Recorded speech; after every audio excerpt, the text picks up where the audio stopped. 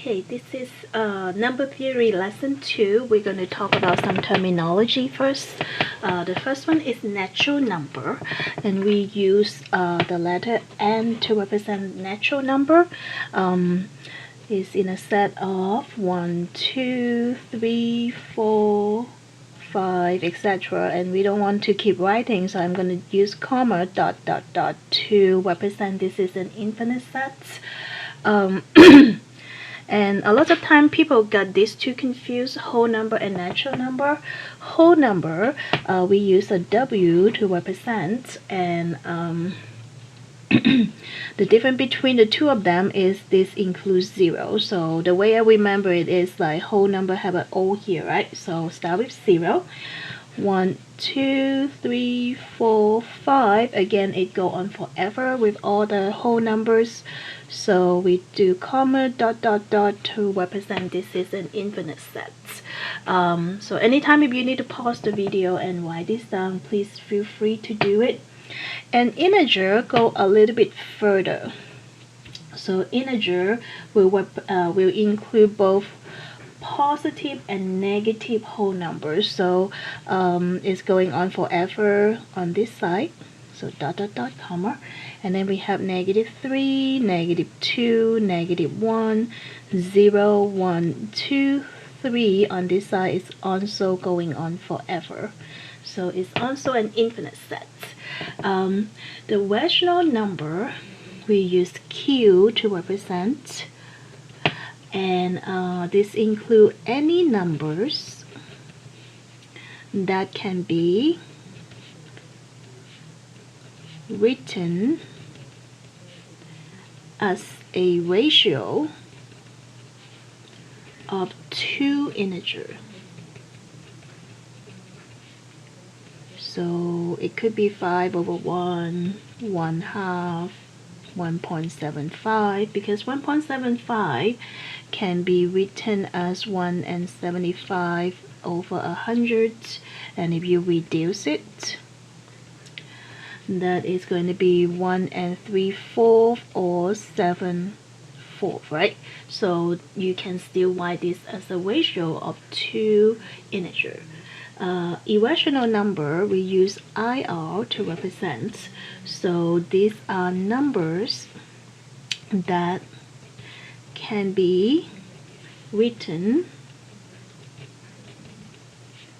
as decimal,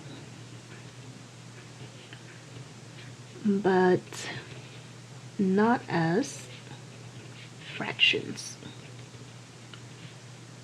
So some of the irrational numbers including pi, which is 3.14159, but it keep going forever, right? Or the natural number e, which is 2.718, but again, this is going to go on forever. It's not a terminating decimal number. And maybe a square root of 3, square root of 5. If you put it on a calculator, it will not stop anywhere. So these are decimal numbers that keep going. So we call that non-terminating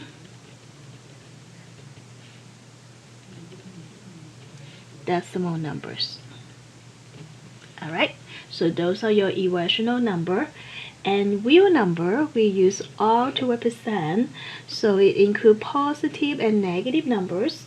It includes large or small number. It includes whole numbers or decimal number. So all numbers can be real numbers except the imaginary number, which we use I to represent, right? So we have one more, which is complex number. So the last one is complex number. So complex numbers, we use C to represent. So they are numbers in a plus bi form.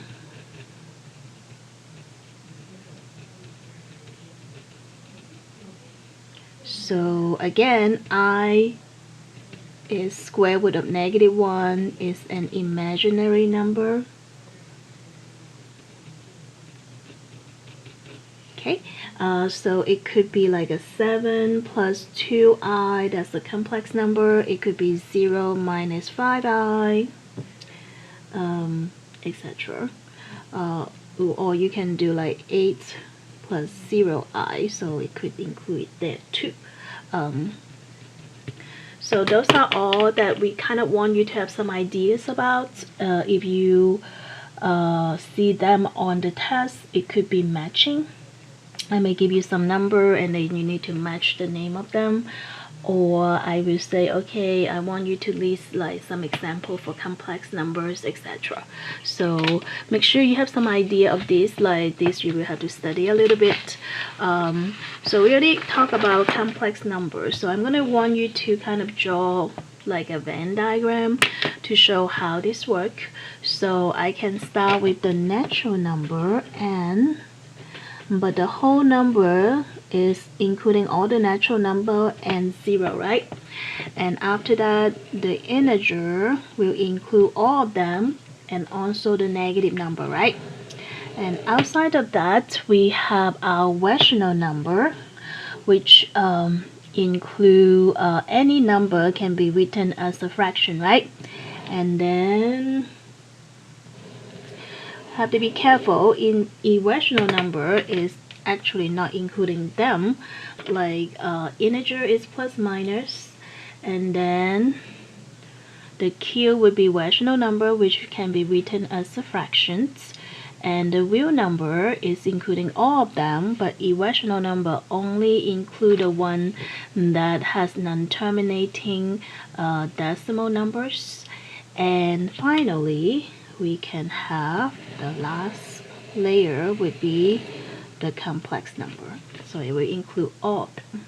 All right, so the next topic we're going to talk about is patterns, and over here we have the imaginary number.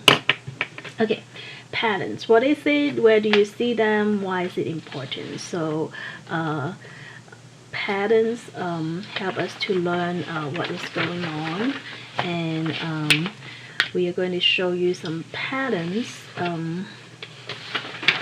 that help students develop their logical skills. So let's see, if I give you some pictures, so say I'm gonna have these few shapes. So again, if you need to pause the video, you can do that, and write down the questions.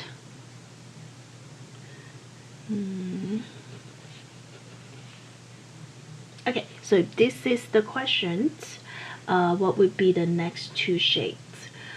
So it looked like after this 4 shape it repeat, right? So the next two would be an open circle and a triangle pointing up, shading, right? Okay, how about number 2? What's going on? And if you want to try it, you can pause the videos and then check with the answer after you're done. So it looked like a T, right? But from the first one to the second one, what happened? So it looked like you're adding a square on the left and the right and the bottom, right? And the next one, you're using the previous shapes and then add another box on the left, on the right, and at the bottom. So after that, so we probably need to draw what we have here from the previous graph. So I got 2 on each side, okay. And then need to add 1 at the bottom, 1 on the right, 1 on the left, right? And then I'm gonna pick up from the last one.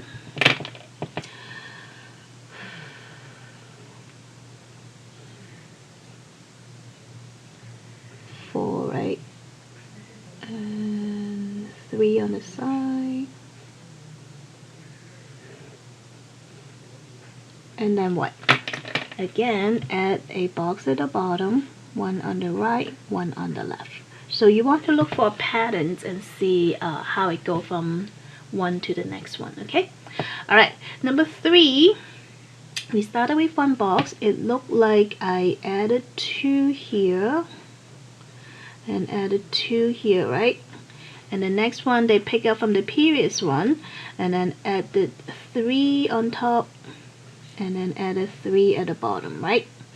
So if I do the same thing, first I need to draw this guy, right? So I have 1, 2, and then 3, and I need to add 4 on top and 4 at the bottom, right? Are we okay? So the last one would be draw this guy first. So 1, 2, 3, and 4, right? And then the next one would be 5.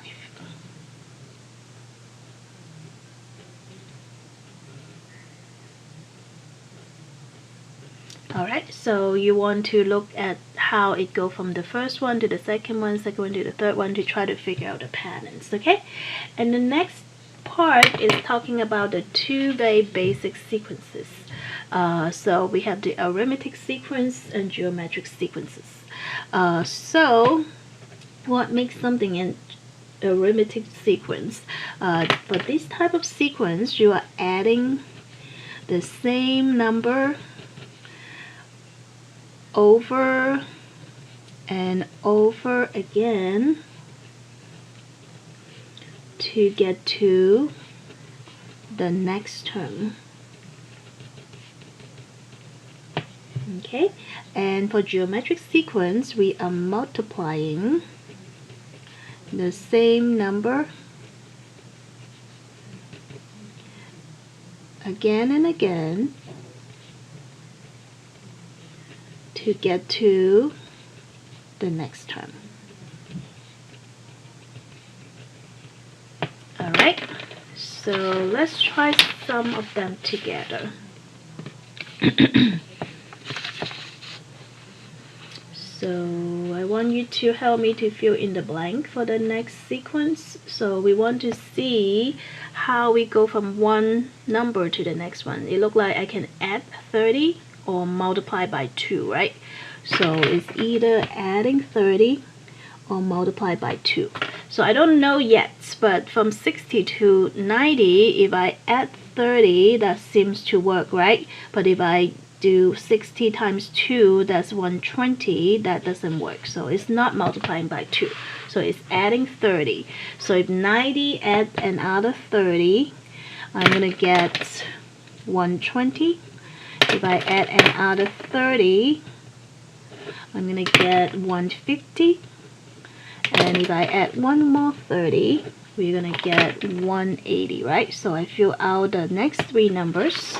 And then they say, what kind of sequence? So if I keep adding the same number again and again, this is called arithmetic sequence, right? So make sure you know how to spell arithmetic. And the rule here is we add 30 each time, right, to get to the next term. So how about the next sequence? So again, anytime if you need to pause the video and write down the question, please feel free to do this. So from 4 to 12, I can add 8 or times 3, right?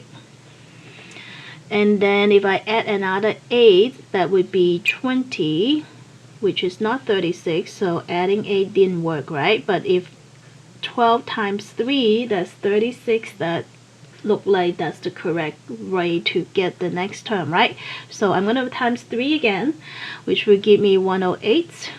If I multiply another 3, I would get 324. If I multiply another 3, I get 972. So that's how I found the next 3 terms. If I keep multiplying the same number again and again, what kind of sequence is that? So this is geometric. So make sure you know how to spell geometric for the test. And the rule for this is we multiply 3 each time to get the next term. Are we okay? So we have an example for arithmetic and geometric. How about the next one? The next one look like it's going smaller. So from 24 to 20, I can think of it as minus 4, right? From 20 to 16 is minus another 4, right? But the two kind of sequences, one is adding the same number, one is multiplying the same number. What would this be? So another way to look at this is actually adding a negative 4 and adding a negative 4, right? So if I add negative 4 each time, then the next one would be what? So 16 minus 4 is 12, minus 4 is 8, minus 4 is 4. So this is an arithmetic sequence. And the rule is adding a negative 4 each time to get to the next term. Alright?